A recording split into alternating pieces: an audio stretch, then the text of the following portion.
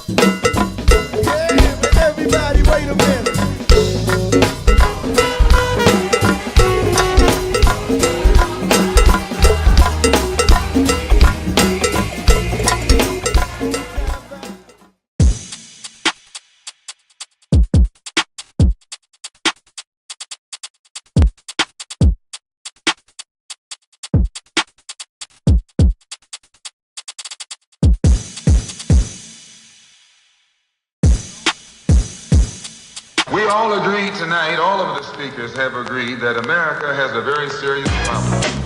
Not only does America have a very serious problem, but our people have a very serious problem. America's problem is self-destruction. Yeah, for self-destruction. Self-destruction. Yeah, for self-destruction. Self-destruction. Yeah, for self-destruction. Self-destruction. The parliament is the Farrakhan for preaching and teaching the truth to the deaf and blind. With negative brothers, you know Shabazz don't bother. Most brothers strive, but I strive harder. These are actual facts. The dominant black, I'm right and exact. I can't attain my brother. Black is back. Concerning the black is back. Concerning black the black is back. Concerning the Black is back. Black is back. between the Black Revolution and the Negro Revolution. Black is back. Black is back. Black is back. See, I'm real. here rougher. I had enough for you, Papa. Violence is wrong in America. Violence is wrong abroad. It's wrong to be violent, defending black women and black children and black babies and black men. Then it's wrong for America to draft us and make us violent abroad in defense of her. Tons of guns, everybody's getting strapped. Tons of guns, gotta watch the way you act. Tons of guns, real easy to get. Tons of guns bringing nothing but death. Tons of guns are in the streets nowadays. It's big money, and you know crime pays. Check your nearest overpopulated ghetto. They greet you with a pistol, not trying to say hello. Mad kids pack, cause Malcolm Garvey Huey, study Malcolm Garvey Huey. Their life was like a movie. Study Malcolm Garvey Huey. Malcolm Garvey Huey. Malcolm Garvey Huey. Their life was like a movie. I die, I organize. Everything I do's revolutionize. I build what's good for the whole damn hood. Study G's like these, really think you should. I study Malcolm Garvey Huey. Malcolm Garvey Huey. Marcia Cody with the Uzi. Listening to Fela Kuti. I'm okay with the brothers and sisters and friends, and I see some enemies.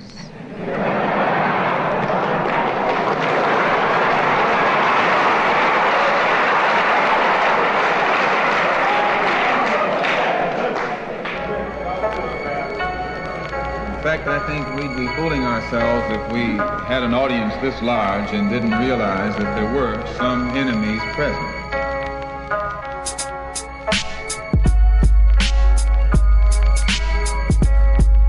I'm a weapon that fires lyrical projectiles with no mercy.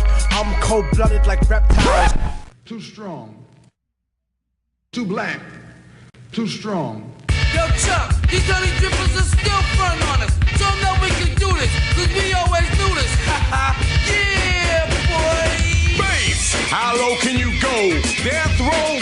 What a brother know. Once again, back is the incredible rhyme animal, the uncannibal, public enemy number one.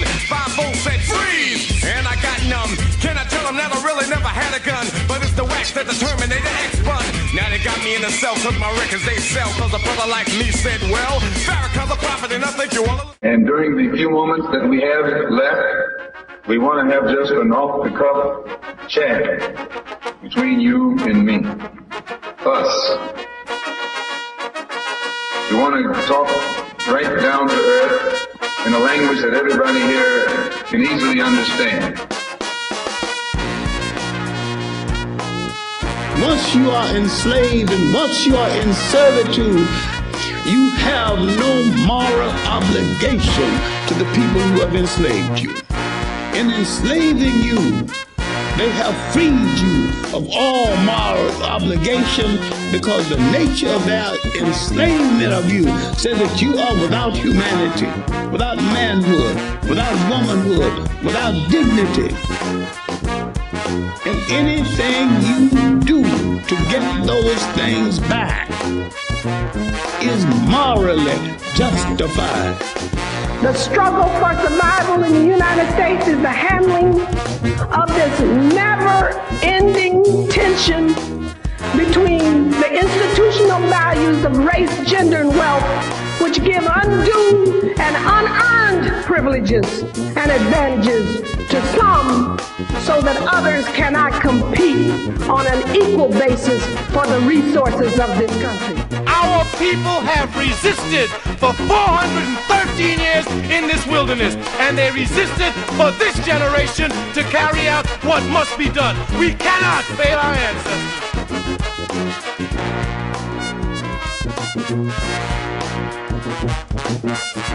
There's already so much evidence that we are waking up, beginning to acknowledge the reality.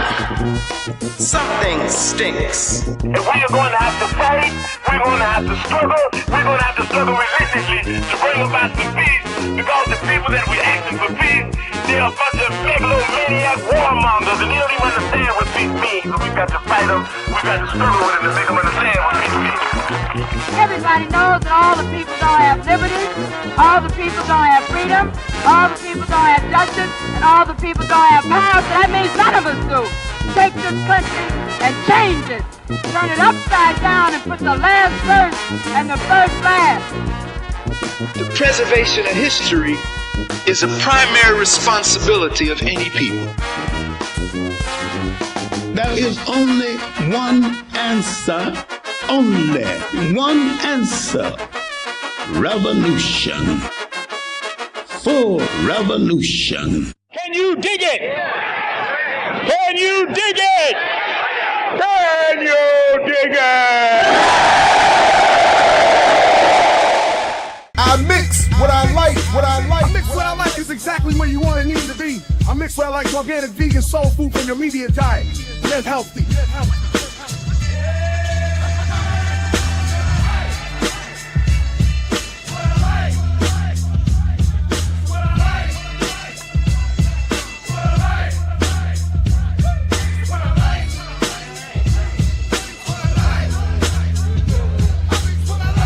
I mix what I like, what I like. We're here on I Mix What I Like. You may check us out on imixwhatilike.org, where you can see all these other shows and what my daddy. Yeah, what's up, world? Welcome to this special edition of I Mix What I Like right here on Black Liberation Media. I'm Jared Ball, very happy to be your host. Happy Monday, as much as that could be expected in these days and times, in this day of the week. We are not live. I'm on my way to my 4-4. So, but rest assured that I know the chat is live and we have a live show. And if that intro didn't get it for you, and I broke out the old classic intro from my radio show, which I still think is honestly, I feel like KRS used to say, if my intro, that intro's not number one. It's 1, 2, 3, 4, and 5. I did my thing on that thing. If I do say so, but no, I'm just playing. But what I like about it is the energy. It always get that war, from the Hypnotic Brass Ensemble.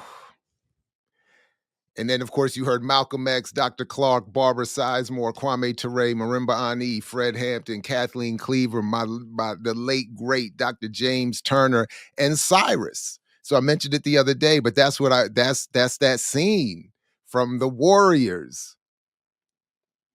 With the idea being there's more of us than them if we just organize. Can you dig it? And before that, I found a little sample of from these YouTube streets, just speaking of, well, pun intended, of people who, hip hop had long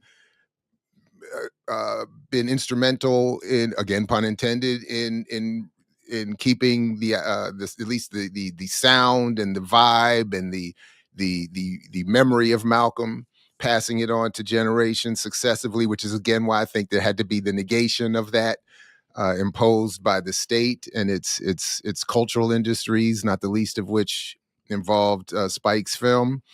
But so I'm amped, and I hope that vibe conveys this morning for you all, which is appropriate, because if we're talking about Malcolm, why not have that vibe? So again, salute to... You just don't read, beloved. Himself, Hiram Rivera, for the idea of this weekly series that's going to culminate on Monday, May 19th, with the 100th birthday of Malcolm X, 100 years of Malcolm, as we try to add to. There's a lot in our spaces. There's a lot of good stuff happening, but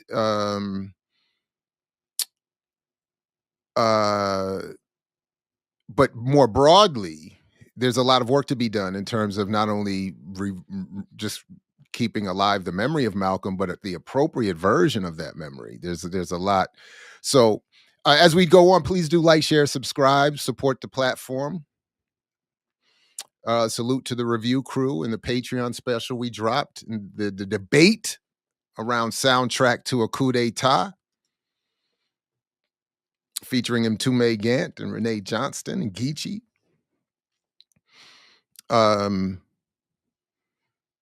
Salute to Saturdays with Renee and all the other good programming that dropped. Black Myths, Darker Than Blue. Sundays with the Ear Doctor, I'm assuming, will have happened by the time this airs. So please do tap in, support the platform, and get ready for another week of the Remix Morning Show all week long. But today the focus I'm attempting this morning is a look at Malcolm X and Palestine. And seems like relevant topics. And I will include a link to a bunch of things, including something I'm not sure we'll get to. But that I did catch a Millennials Are Killing Capitalism interview from the last summer. And looking forward to the discussion that they're going to be hosting with Dr. Burton. Tomorrow, I believe, around Frank Kitzen's work, counterinsurgency. It's going to be dope. But so that's one thing. So one thing I also just want to put out there. I'm not going to do the idea enough of sufficient service here, but just to point out, as if I didn't last time, that as has been pointed out over the years, 1925 represents sort of a triumvirate of Pan-Africanism in terms of a birth year. So not only did we get Malcolm X, but we got Patrice Lumumba and Frantz Fanon, sort of covering the diaspora in the Caribbean and the continent, and here in the States. And also of an appropriate politics, all of which is going to overlap, obviously, this morning and throughout. But just wanted to salute and shout out that triumvirate. And it's unfortunate that all three were dealt with, depending on what you think about Fanon, but dealt with in similar fashion, and have and had more of their thought taken hold, and should it ever take hold, the world would be much better for it. So now, speaking of that debate with Soundtrack to a Coup,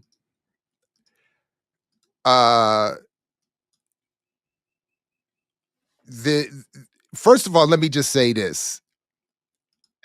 One thing, it was fun. It's always a fun challenge when engaging with good folks who have a lot of important things to say on this subject matter, and then you end up disagreeing, and I end up disagreeing with them. So Renee and Mtume and I do not see eye to eye necessarily on the value of Soundtrack to a Coup. I'm going to have to revisit it.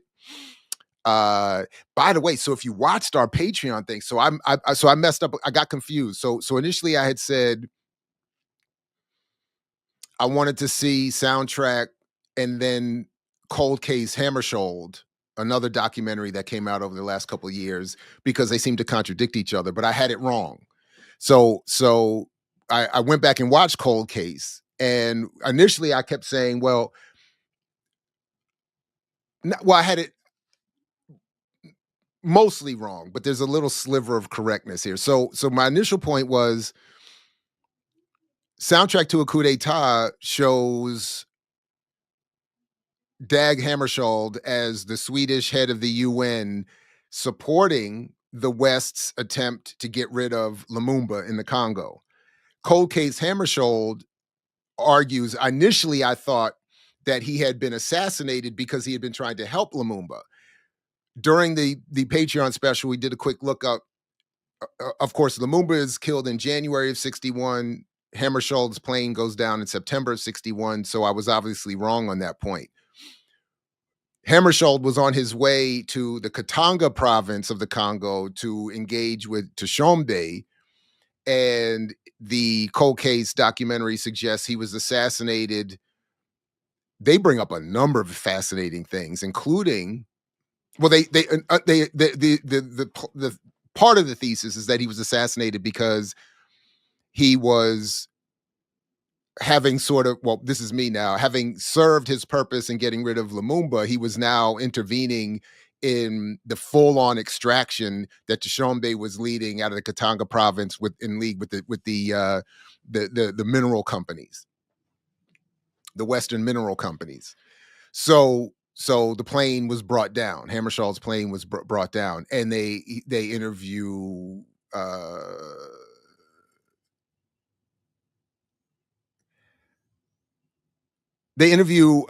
African witnesses. I wanted to say, Congolese witnesses to the plane crash. They get into, I mean, it's a lot of fact. Like, why does he have an ace of spades card in his collar?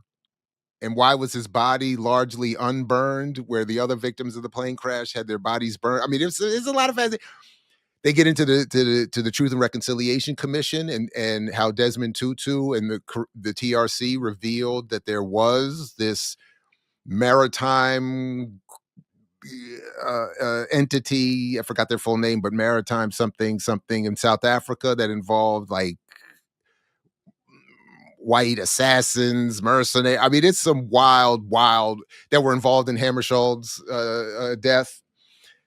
So anyway, I just wanted to say here that I caught up and clarified more of my error there, and I would encourage people to check out both of these documentaries. But speaking of the soundtrack disagreement, long story short, I thought it projected an accurate history vis-a-vis Western intervention in the colonization and destabilization of Africa. Mtume and Renee disagree. Someone sent me this, and I'm going to pull up this tweet here. Kahinde, and says, man, I was in the comments losing my mind and wanted to jump in and help Dr. Ball defend the radical politics of this film. How can one say the politics of a film that includes footage of Malcolm X defending the right of guerrilla self-defense against colonizers is unclear? So that was somewhat of my point, but so let's check it out. Congolese have been massacred by white people in the Congo for years and years and years. And if the shoe is now on the other foot, only thing I can say is it's like chickens that always come back home to roost.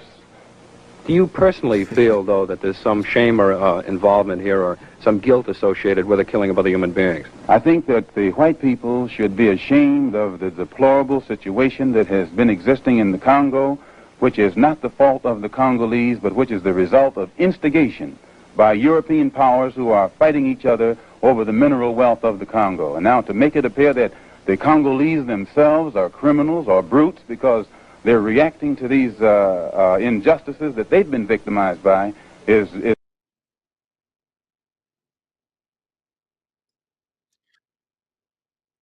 So again, we can continue to well, as I said, I want to go back and rewatch soundtrack to see if, especially after the important criticism from Mtume and Renee, if my views hold up at all. But at least that's sort of where I was going. That clips like that are in the film, so it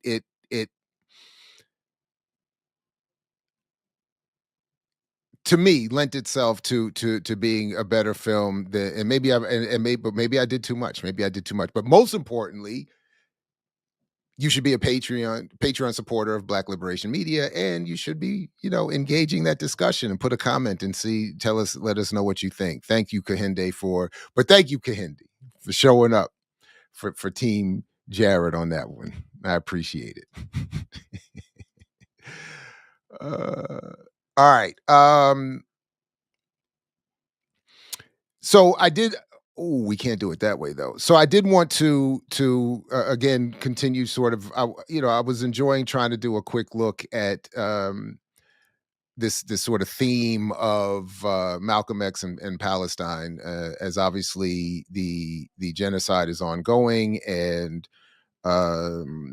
in some ways, at least linguistically, is being ramped up in terms of the claims of the current administration and its desires.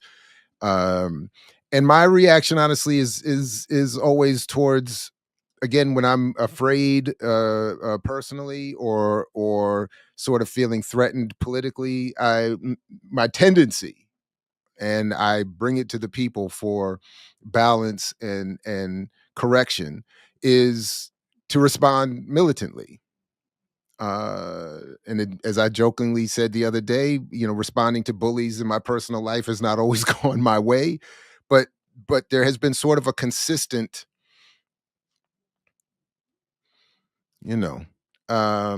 I do have to admit there were a couple times where I have fallen into the role of the bully, and I'm not particularly proud of that. But if I'm being honest, as I recount some of my own personal experiences, that has happened. And I would say in each case, I was bluffing. Now that I think about it, the ones certainly from my youth that stand out, when I was bullying someone, I was definitely bluffing. And so anyway, but my reaction to that has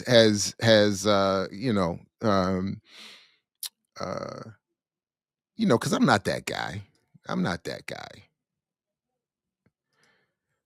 But I don't like when other people want to be that guy either. So that's the thing. That's the conflict that I'm stuck in. So, but anyway, so just to review a couple of things, a couple of articles I want to get to, and then I want to revisit, for me, what is sort of the highlight of this is, and I don't mean to overdo it with expectation, but is a revisit of that Fishbach book, Black Power in Palestine, and a critique of it from Dr. Greg Thomas that I found, which I think is fascinating. Greg Thomas's work is always, at minimum, intellectually provocative and challenging.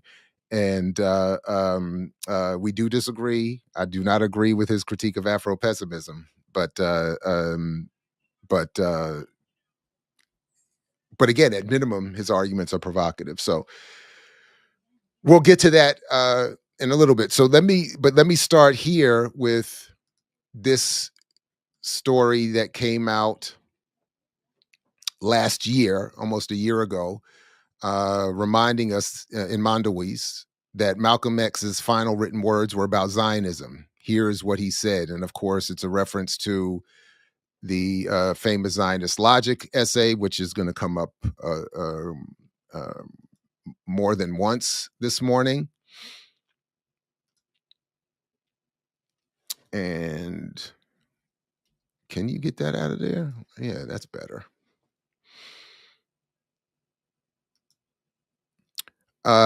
So as it says here, the reader of the autobiography is actually a very good point.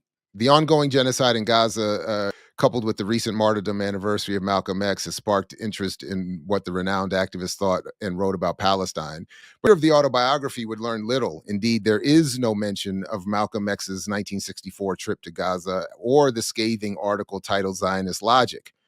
Even acclaimed biographies of Malcolm X, such as Les Payne's The Dead Are Rising and Manning Marable's A Life of Reinvention, either ignore or brush over the details of Malcolm's visit and writings on Palestine. Marable goes as far as to claim that Malcolm's perspective on Palestine was merely political opportunism, a stunt aimed at garnering the support of Egyptian President Jamal Abdel Nasser.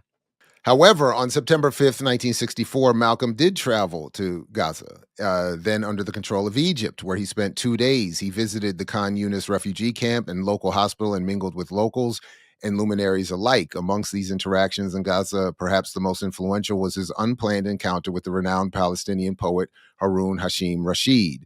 Malcolm was visibly moved by the latter's horrific experience and recounting of the Suez Crisis nearly a decade earlier, in which hundreds of Palestinians were murdered by the IDF. Moreover, Malcolm's diary notes indicate his admiration for Rashid's poetry as he hastily scribbled one of his poems titled "We Must Return." We must return. No boundaries should exist. No obstacles can stop us. Cry out, refugees, we shall return. Tell the mountains we shall return. Tell the alley we we shall return. We are going back to our youth. Palestine calls us to arm ourselves, and we are armed and are going to fight. We must return. The visit to Gaza inspired Malcolm's most famous written piece on Zionism, published in the on September 17, 1964. Zionist Logic mounted a scathing critique of Zionism and demonstrated Malcolm's view that it was not only a threat to Palestine, but to the wider Third World. In his essay, he writes, "The Israeli Zionists are convinced they have successfully camouflaged their new kind of colonialism. Their colonialism appears to be more benevolent, more philanthropic, a system with which they rule simply by getting their potential victims to accept their friendly offers of economic aid and other tempting gifts that they dangle in front of the newly independent African nations whose economies are experiencing great difficulties. Thus, the power and influence of Zionist Israel in many of the newly independent African nations has fast become even more unshakable than that of the 18th century European colonialists. And this new kind of Zionist colonialism differs only in form and method, but never in motive or objective." Now listen, that's called my boy. And by the way, here in the diary, compiled by, in part by Herb Boyd, you can see where Malcolm talks about a little bit about that visit. Whoops. We went to visit the governor who was away in Alexandria at Arab Summit and were greeted very graciously by his assistant. Then we napped until 6 p.m. Haroum Rashid sat telling me of his many experiences and escapes when Israel invaded Gaza in 1956. Then they went to the mosque to pray. We left Gaza at noon and got back to Cairo at 1:30. Dr. Asa Davis came by. He had found many things in the ancient Cairo manuscripts referring to Islam and Black Americans. We discussed many things: Goldwater, Afro-Arab relations, Zionism, OAU, and he plans to visit the States before returning to his teaching post in Ibadan in Nigeria in 2 weeks. Asa Davis seems very much pro-Black. He was eager to know if I was keeping notes on my observations during the week. So just to show a little bit more of what was being discussed in that article, and the point that is being highlighted here, that Malcolm saw what was happening to Palestinians as being inextricably linked to what was happening to Black people here in the United States, to Africans throughout the diaspora, and to really any attempts at advancing some progressive politics in the world, that the colonialism had just taken a new form and was giving some rebrand, but should not be seen or be confused as being anything else. So, and just continuing with the theme here, from at the end of last month, Malcolm X and Palestine, a statement that was initially issued on February 21st of this year. Tuesday, and again in Workers' World, today, the 60th anniversary of his assassination and martyrdom on February 21st, 1965, we honor the life and legacy of Malcolm X, El-Hajj Malik El-Shabazz. Through his lifelong commitment to linking Black liberation struggle in the United States to the struggle of all oppressed people resisting colonialism and imperialism around the world, Malcolm redefined what it meant to fight for freedom. Malcolm's revolutionary internationalism and travels across Asia, Africa, and beyond led him to take an unwavering stance in support of Palestine and against Zionism as part of a worldwide struggle against oppression and injustice. Just months before his death at the age of 39, Malcolm traveled to Palestine in September of 1964 and spent 2 days in Gaza. In Gaza, Malcolm visited Palestinian refugee camps established following the Nakba in 1948, met with poet Haroum Rashid, and prayed in local masjids. During the next stop in Cairo, he met with the newly founded Palestinian Liberation Organization. The trip inspired him to publish an article in the Egyptian Gazette, September 17, 1964, in which he famously wrote, "The Zionist argument to justify Israel's present occupation of Arab Palestine has no intelligent or legal basis in history." And in commemorating Rafat al-Arir, was also, he had also taken to commemorating and remembering that Malcolm's legacy was to uplift the Palestinian poet, intellectual professor, and martyr Rafat al-Arir, who, like Malcolm, was assassinated. and who had been inspired by Malcolm himself. In fact, it says here, Rafat recounted the years prior to 2004. He was asked in the interview for a scholarship who my role model was. I took a breath, smiled, and unflinchingly, proudly said Malcolm X. And despite that, he got the scholarship anyway. And he went on to say, all Palestinians admire him, that is Malcolm, or should admire him for many reasons. As Palestinians, we can use different means and methods to liberate ourselves, to get rid of the occupation and evils of the occupation by any means necessary. If you don't read him, Rafat continued, there is a blank area in your mind or heart that needs to be filled. Continuing on, and again, this is something that is going to become increasingly important for the work that those in these spaces and our spaces around here are trying to do, as more people begin to, again, find it impossible to ignore or sidestep or deny Malcolm X. They will look to co-opt and rebrand him. And one of the core features of that rebranding is always the suppression of the militant politics and radical analyses that Malcolm brought. And his, in part, in the focus here, his internationalism and his solidarity with the, first and foremost, the African diaspora, the more broadly, the Muslim, and then even more specifically, the colonized world, the so-called third world. So, and as I want to just keep using that phrase, whenever there was solidarity with any of these groups or anyone beyond these groups, it was always meant to be on the basis of a militant solidarity, not some facile, woke imperium, liberal counterinsurgent form. So as the Middle East Eye talked about in an article from last year, 2024, when Malcolm X visited Gaza in September of 1964, just remembering when he visited the refugee camp of Khan Yunis and met with the leaders of the PLO, seen here in September of 1964. During extensive travels in Africa and the Middle East in 1964, Malcolm met several post-colonial Pan-African and Pan-Arab leaders, including then Egyptian President Gamal Abdel Nasser. That's what I thought when I said Jamal in the previous story. I thought it was Gamal. I've always, but Ghanaian Prime Minister Kwame Nkrumah and Guinea President Ahmed Sékou Touré. I, for one, would like to impress especially upon those who call themselves leaders the importance in realizing the direct connection between the struggle of the Afro-American in this country and the struggle of our people all over the world, Malcolm said upon his return to America in New York, December of 1964. His visit to Gaza, he traveled from Egypt in September of 1964, went to Khan Yunis, where again he met with Harun Hashim Rashid, who told him of his struggle and the narrowly escaped his narrowly escaping the massacre in Khan Yunis in 1956.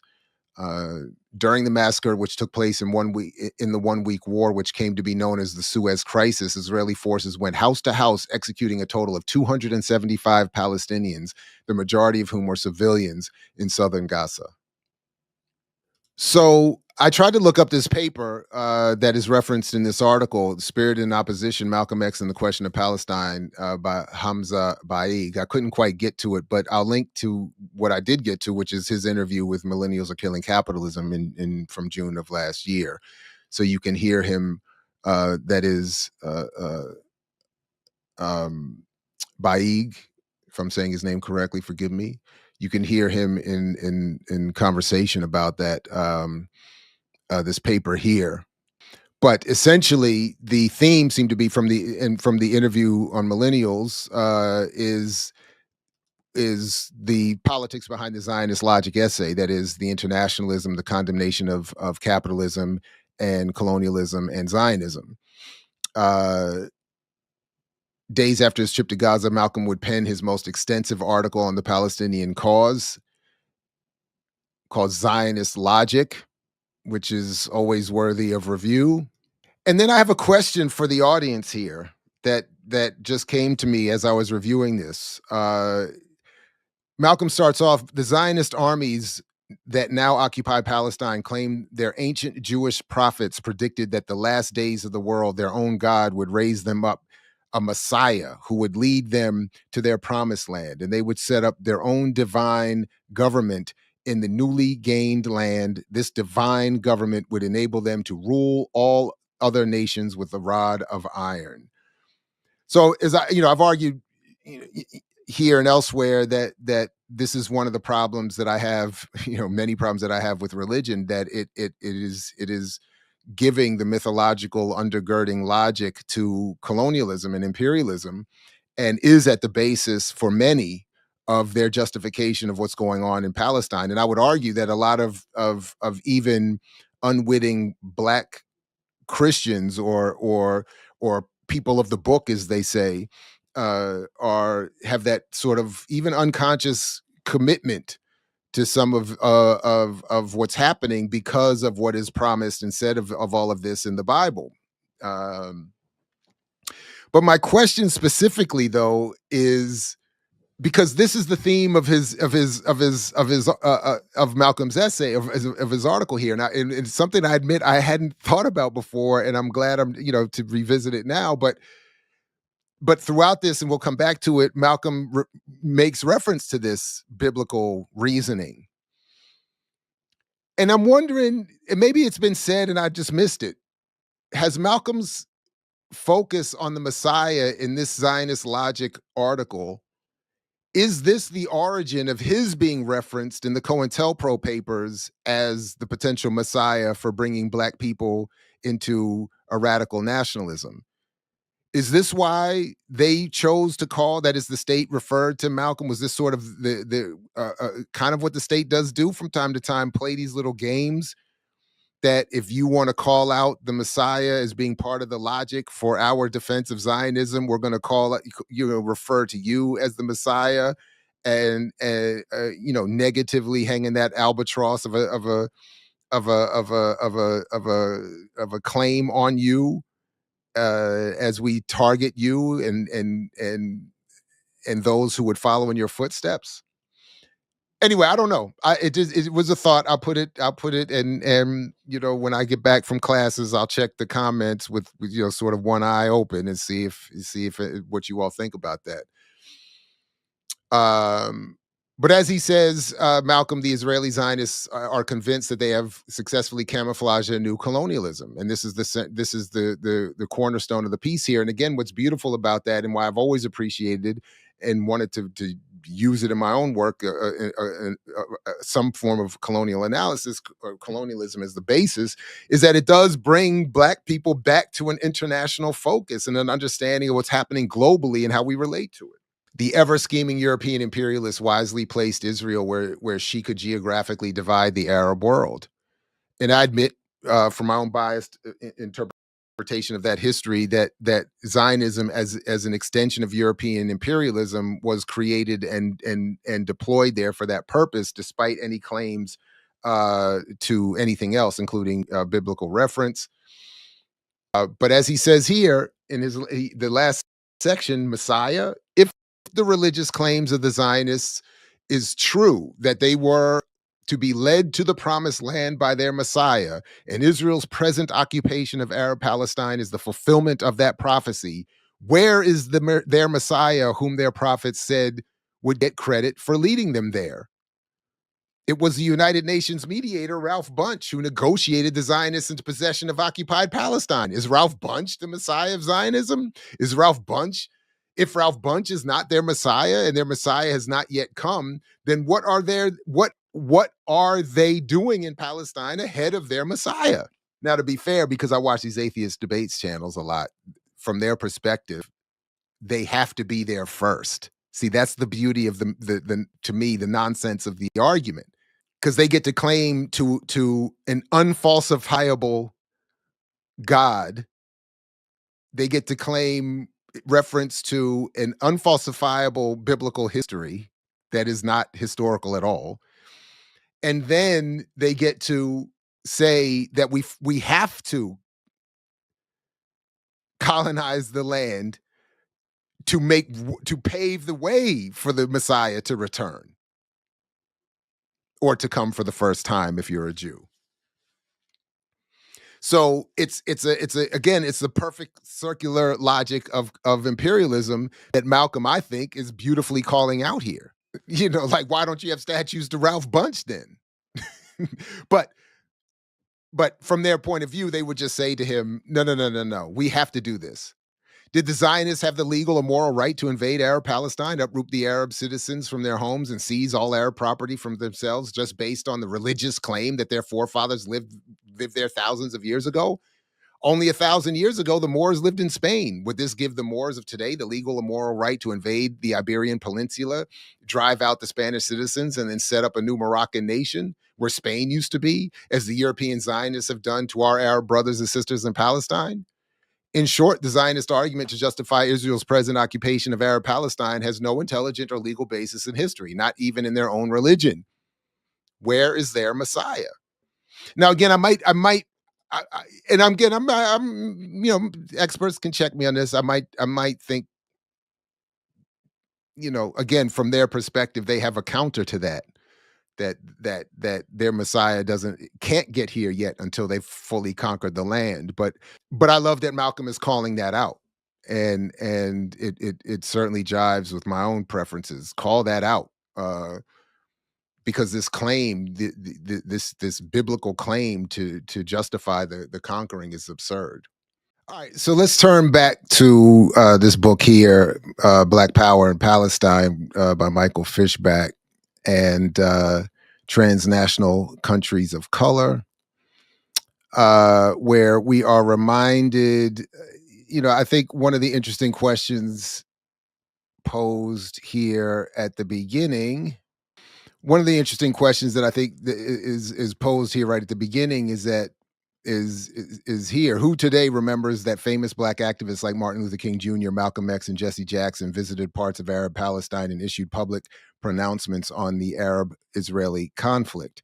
Militants from the Black Panther Party, ministers from various Christian denominations, Black congressional representatives, and even the boxer Muhammad Ali all visited the Middle East during that tumultuous period, where they met with Palestinians from all walks of life, including Palestinian Liberation Organization, PLO chair Yasser Arafat. I do think it's an interesting question especially in today, to ask, do people even remember this? To what extent is it remembered at all? But our focus today for now is Chapter 1, Black Internationalism, Malcolm X and the Rise of Global Solidarity, and a point to which we're going to come back to, the organization of this book. But just a little bit from the chapter. Famous Black Power advocate Stokely Carmichael noted this was what set revolutionaries apart from mere militants in the 1960s. This differentiates the Black militant from the Black revolutionary. The Black militant is one who yells and screams about the evils of the American system, himself trying to become part of that system. The Black revolutionary's cry is not that he is excluded, but that he wants to destroy, overturn, and completely demolish the American system and start with a new one that allows humanity to flow. Malcolm X also was one of the most prominent early voices in the 1960s to connect the Black struggle in America with a wider global revolution being waged by peoples of color, a revolution seeking freedom, justice, and independence. All right, and in this chapter, Fishback writes, Malcolm X took aim at the structural issues that undergirded racism throughout the United States, and he demanded political and economic power, cultural independence, and identity, even the revolutionary transformation of capitalist America. Famous Black Power advocate Stokely Carmichael noted, this was what set revolutionaries apart from mere militants in the 1960s. This differentiates the Black militant from the Black revolutionary. The Black militant is one who yells and screams about the evils of the American system, himself trying to become a part of that system. The Black revolutionary's cry is not that he is excluded, but that he wants to destroy, overturn, and completely demolish the American system and start with a new one that allows humanity to flow. Malcolm X was one of the most prominent early voices in the 1960s to connect the Black struggle in America with a wider global revolution being waged by peoples of color, a revolution seeking freedom, justice, and independence. For this and other reasons, Black Power activists such as Malcolm X found themselves drawn to the Palestinian cause.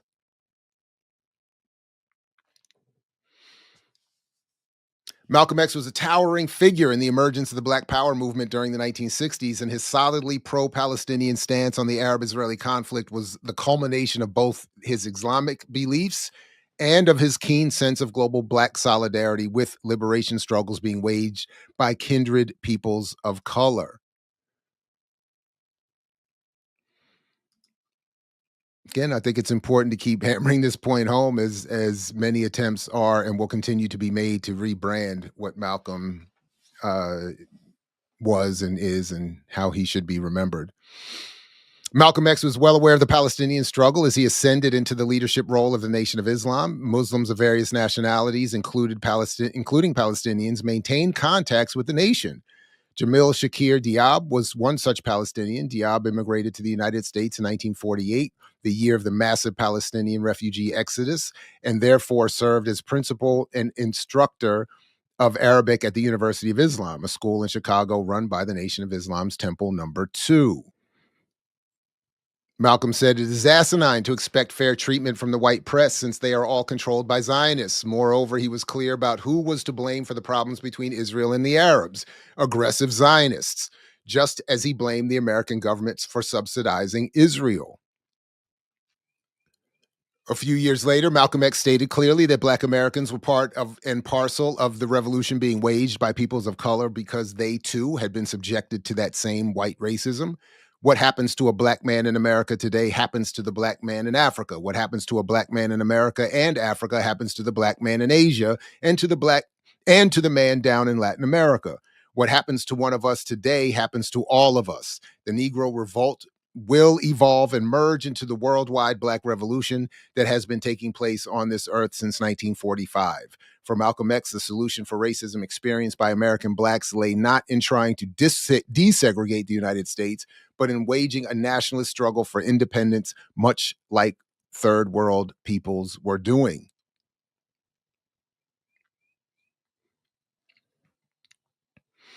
Given that Malcolm X connected Jews with the exploitation of Blacks in America, the Jewish nature of Israel probably played a role in his support for the Palestinians. On occasion, he pointedly criticized Jews whom he claimed were exploiting Blacks as Jews, not just as white people. In a 1963 interview, for example, he laid into Jews and accused them of having pursued one agenda for dealing with their own oppression, but advising Blacks, by virtue of Jews' important role in civil rights groups, to adopt another, more passive solution for dealing with theirs. Jews, he said, used economic power to improve their lot in America, but then told Blacks to employ sit-ins and other tactics that would not transform Blacks and place them in a position of power or otherwise threaten them. Because they owned so many businesses in the ghettos, Malcolm also complained that Jews took the profits they made there with them when they went home at night, ensuring that the inner cities stayed poor by failing to reinvest those profits in the neighborhoods.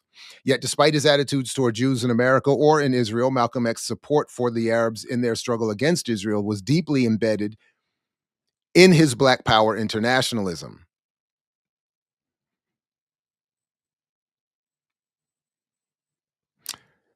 As I've said elsewhere, and we'll continue to, and we'll come back to another time, I think also that limited focus on Malcolm in that time and place and in that frame inhibits how people today understand the relationship of Black businesses and other businesses in the Black community to the economy and what should be done about it, but come back to that another time.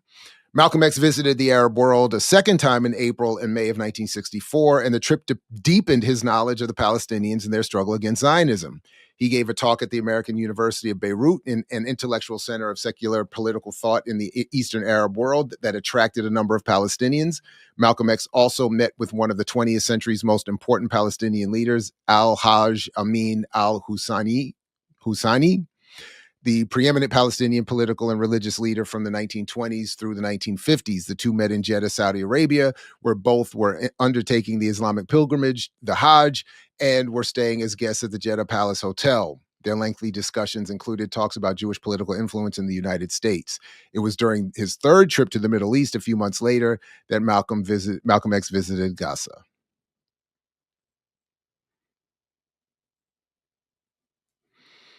They talk a little bit about how that Zionist Logic article got developed and evolved and printed eventually in the Egyptian Gazette. A confidant of his, Maxwell Stanford Jr., later known as Muhammad Ahmad, claimed that it was President Nasser himself who had asked him to write the piece.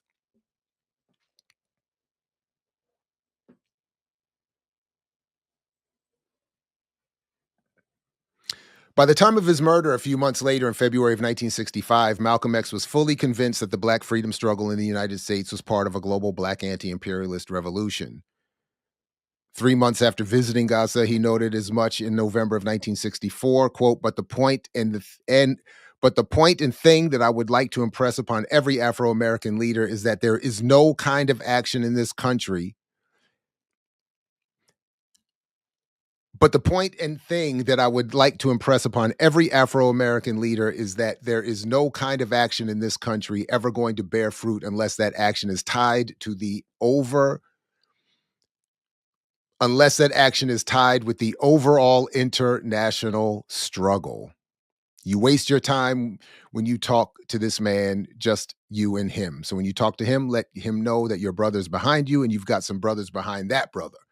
That's the only way to talk to him. That's the only language he knows.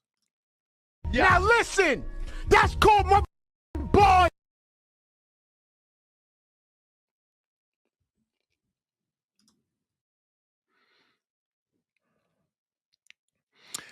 So I'm going to stop reviewing this chapter here, although it goes in to talk about Ethel Minor and her important role in carrying the logic initially laid down by Malcolm and others into the next phase of this struggle. The reason I'm bringing it up here, the reason I'm showing this transition in the chapter here will be made more clear in just a moment as we move to this criticism of this book from Greg Thomas. Now, and so just to be clear, for all that is good or bad about this Fishback book, I just want to, my point is I just want to highlight Malcolm's politics as it relates to Palestine and global solidarity. So I think it does some good in reminding us of Malcolm's situation here. But in this review by Greg Thomas in Middle East Journal, and you know what? I do not have a full citation here. My apologies, everybody. All I have is Middle East Journal. I'm going to have to go back and find that and put that in the show description at some point. So I do apologize for that. Did not realize it was not sourced properly at the bottom of the page, as is often done in journals. So my bad, everybody. But it's a double review. And the second book here I have not read, so at all. So that is A Shadow Over Palestine, The Imperial Life of Race in America by Keith Feldman, published in 2015, is jointly reviewed here with Black Power in Palestine, Transnational Countries of Color by Michael Fishback, published in 2019 by Greg Thomas, again in Middle East Review or Middle East Journal. And Thomas opens up here by saying, we didn't just say we want an end to brutality, hands up, don't shoot. We said be armed for self-defense against the police forces of the United States of America. Thus spoke Elaine Brown, former chair of the Black Panther Party, during a recent television documentary segment on the repression of the Federal Bureau of Investigation and her legendary political party. Black Lives Matter has a plantation mentality, is how she was earlier quoted for an article on the degradation of Black liberation movement 50 years after the founding in Oakland, California. She combats a certain liberalism. Her comments were a scandal for some and a statement of the painfully obvious for others. Criticism of romantic Facebook revolutions may be less controversial in the Egyptian context of Arab Spring commentary, but hashtag activism has been lionized and monetized for the context of the United States, specifically when this corporate social media constellation speaks to police violence against Black communities and possibly their tweeted connections to Palestine. Now listen, that's called.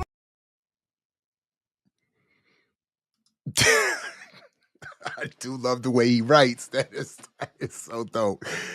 It is rather curious, though, it is rather curious then and yet refreshing that Michael Fishback virtually ignores the hashtag trend entirely in his new book, Black Power in Palestine. But as Thomas asks, will Fishback help broaden some visions?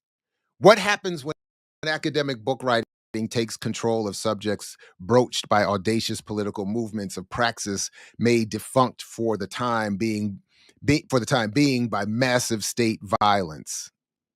Another great question.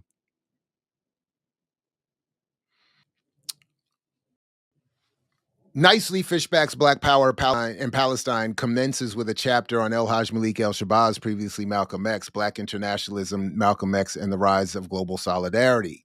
Like the links between SNCC and the Panthers, the epic career of Kwame Ture, previously Stokely Carmichael, is neglected here as elsewhere, and strangely so for a book with this Black Power title and its title and concentration.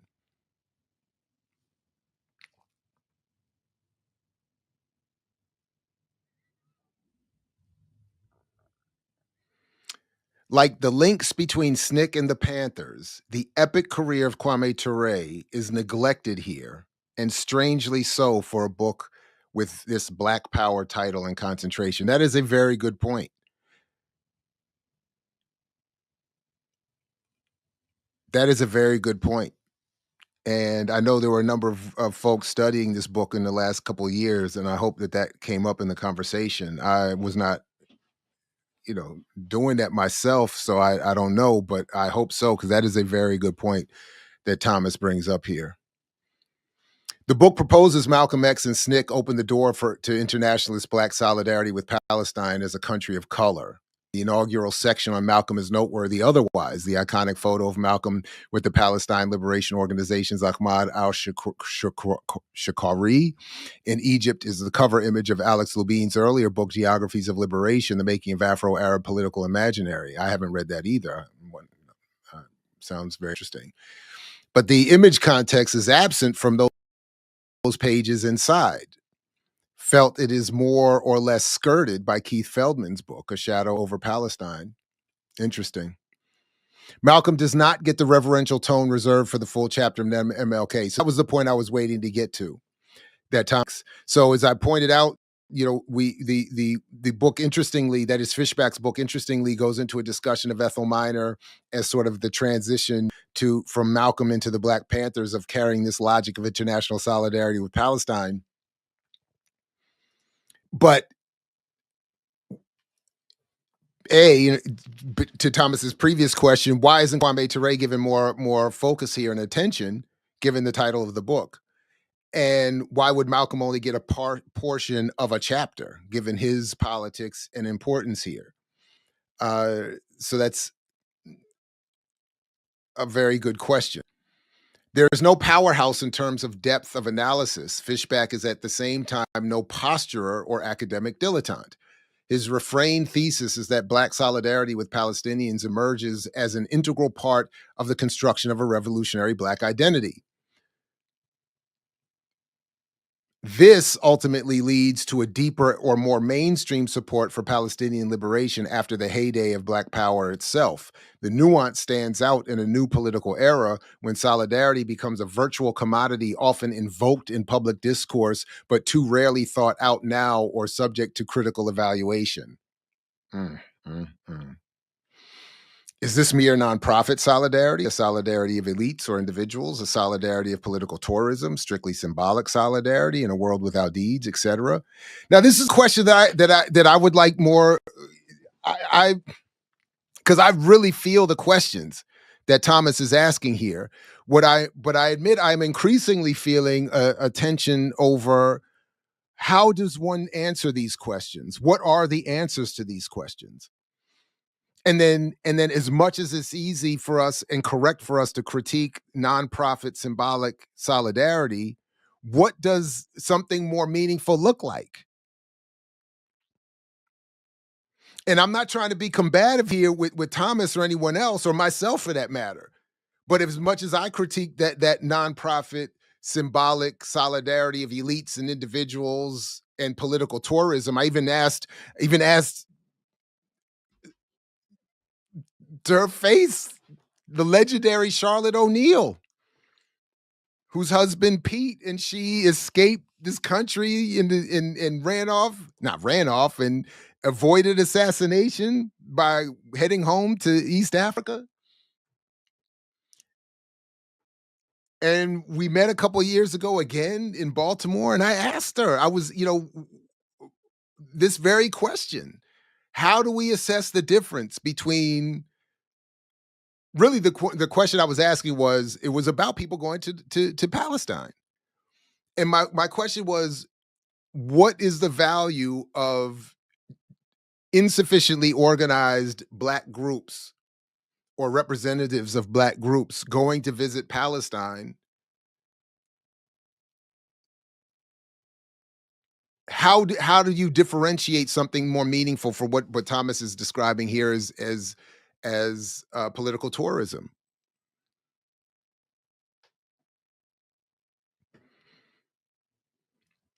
And I remember, I don't remember the details of the conversation. I just remember that Mama Charlotte was not, she was not satisfied with my thoughts on this, and some of my hesitation and even criticism, because I honestly don't know how we would tell the difference. So I'd be interested, or how would we assess what Greg Thomas is doing or what Jared Ball is doing? Or what is Greg Thomas doing that rises above mere nonprofit solidarity or political tourism? And I honestly don't know. Again, I'm not trying to be, again, as much as I'm critical of whoever, I'm not, this is not that. I'm asking legitimately a question. I'd be very much interested in some of, what the chat is saying right now about that.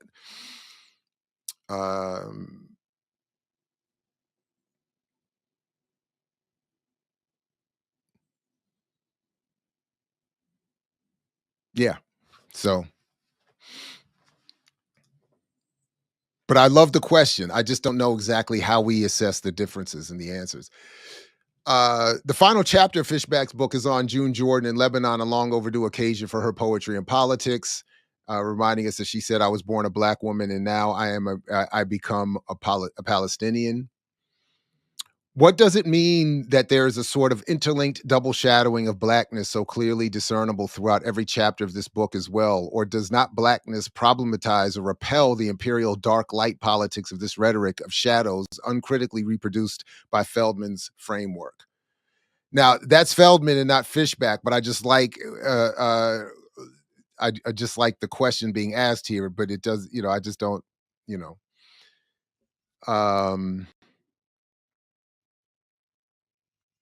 forgive me for the mispronunciation, Oyeronke Oyewumi made a crucial point when she observed how academic critics reflect and reproduce the regular norms of their cultural order rather than simply examining them from an expert objective distance.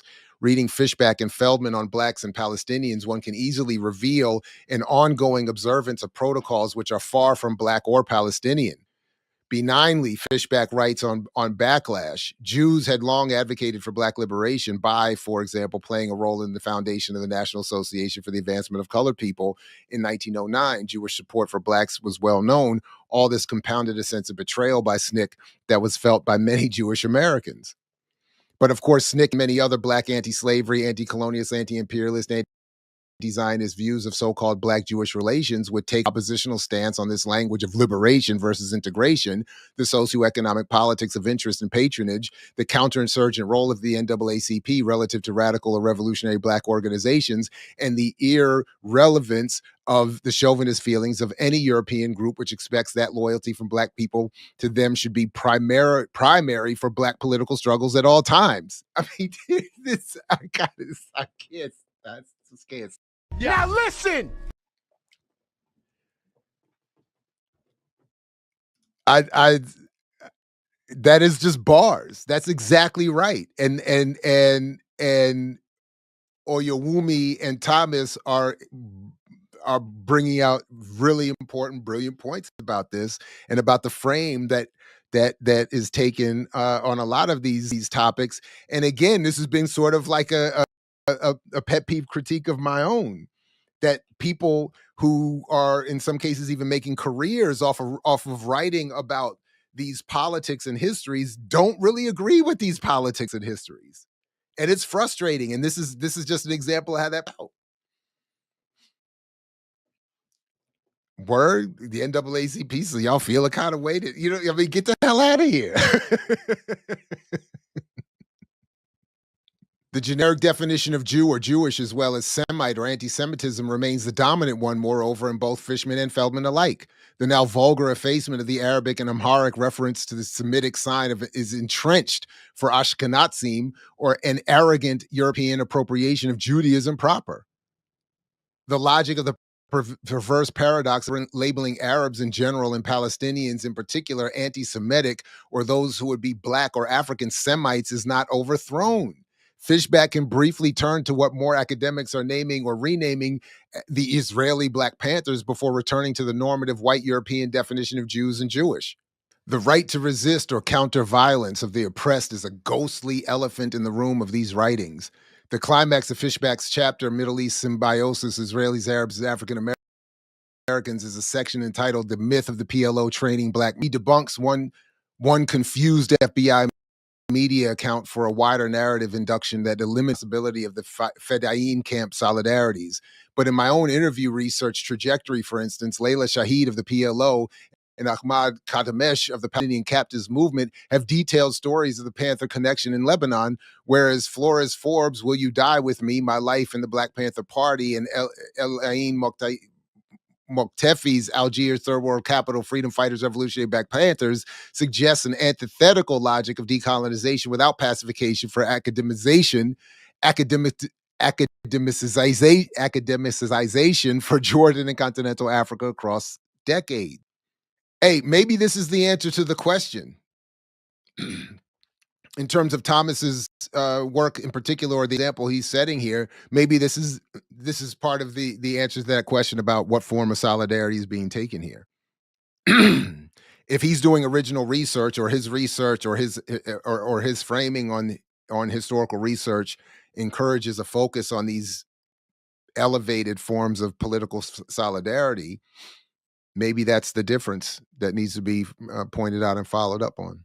So listen, as news is breaking of Israel cutting aid to Gaza and seeking to change the ceasefire deal with Hamas, as a new administration comes in, heightening the at least violent language associated with a takeover of that region, as more liberties and freedoms are challenged for the rest of us in this country, I think we need more of Malcolm's analysis and inspiration, and more of that vibe as we decide how best to respond or self-defend or be in solidarity with others. So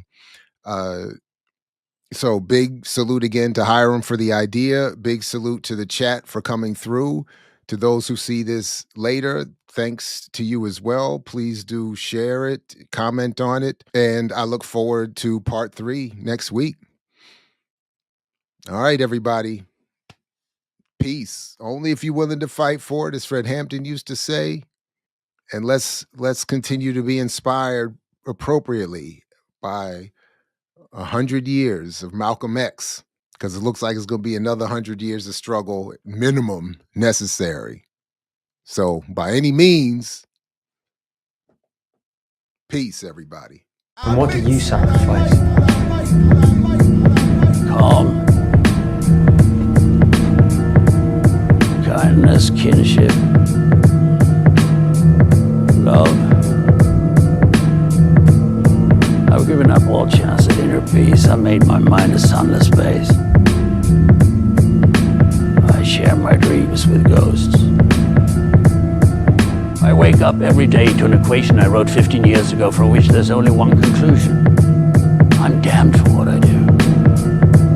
My anger, my ego, my unwillingness to yield, my eagerness to fight, that set me on a path from which there's no escape. I yearn to be a savior against injustice without contemplating the cost, and by the time I look down, there's no longer any ground beneath my feet. What is my sacrifice? I'm condemned to use the tools of my enemy to defeat them. I burn my decency for someone else's future. I burn my life to make a sunrise that I know I'll never see. Now, the ego that started this fight will never have a mirror or an audience or the light of gratitude. So what do I sacrifice? Everything, everything, everything, everything. I mix what I like, what I like, what I like, what I like, what I like.